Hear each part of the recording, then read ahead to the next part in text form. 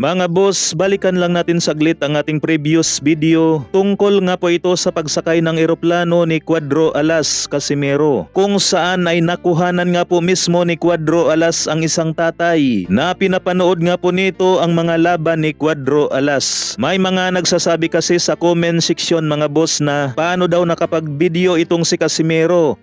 Bawal nga raw gumamit ng cellphone sa loob ng eroplano. Na ang maisagot lamang natin dyan mga boss, maaari namang gumamit ng cellphone o pwede namang mag-video habang hindi pa nakalipad ang eroplano. At bago lumipad ang eroplano mga boss, sigurado nga po yan na naka-off na ang lahat ng cellphone. Danas na danas kasi natin yan mga boss, kaya alam natin yan.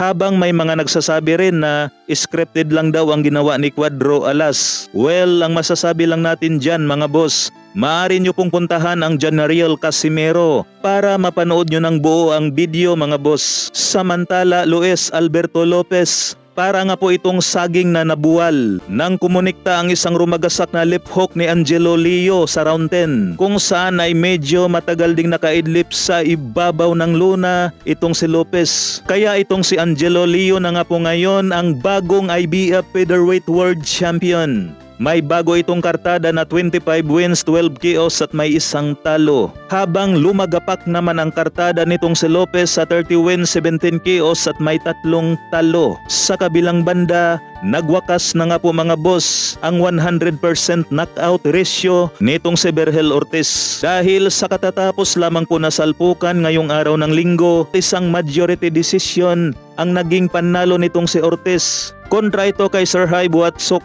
Nasanay kasi ang karamihan sa atin mga boss na bawat laban nitong si Berhel Ortiz ay kanyang tinapos sa pamamagitan ng knockout. Pero nagkamali nga po dito si Berhel Ortiz mga boss sa tubong Ukrainian.